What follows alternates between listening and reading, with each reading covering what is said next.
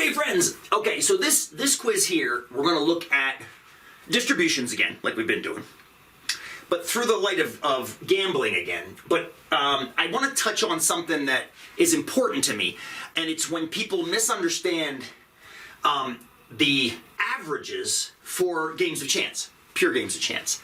I often hear people talk about how to win at craps or how to win at roulette. You can't. On average, you can win in the short term. You can get lucky and walk out with more money than you came out with. But the reason those games exist is because you can't win on average long run. And the wins are worked into the averages, and the averages are still negative for the player. But some people still try. They say they come up with, they can't change the game, so they change their betting strategy. Here's one that I've actually heard before. It's called the gambler's ruin.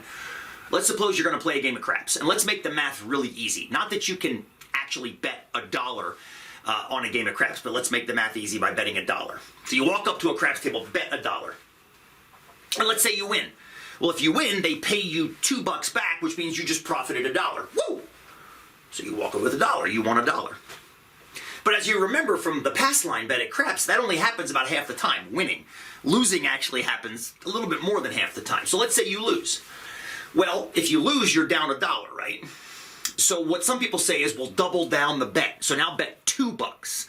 So now you're $3 in the hole, right?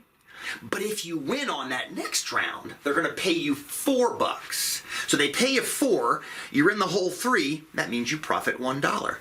So you're ahead. But let's say you lose on that second bet.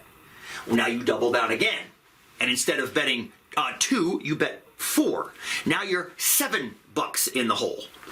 But if you win, since you bet 4, they're going to pay you 8. Take away the 7 that you are in the hole, and you profit $1. So you see what's going on here? If you win, you walk out, you've profited $1. If you lose, you double down on your last bet. As I was Googling around, I realized that what I'm describing to you, while known as the gambler's ruin, is also called the Martingale. And just look at some of the descriptions of this thing. Among the riskiest bets, you are advised to apply the Martingale only if you have a considerable bankroll and you can afford to lose. You have to keep betting, and eventually you will have a successful streak. Eventually. So that way, by the time you win, you will always profit $1. Now, hopefully you can see the illogic in this. It's going to cost you an infinite amount of money on average to win $1. So, but that's the gambler's ruin. People think that if I just keep playing, I'm going to win. Which brings us to the quiz. What you're going to look at in this quiz is actually a lottery game that was played in New York, and the New York Lottery screwed up at one point a few years ago now.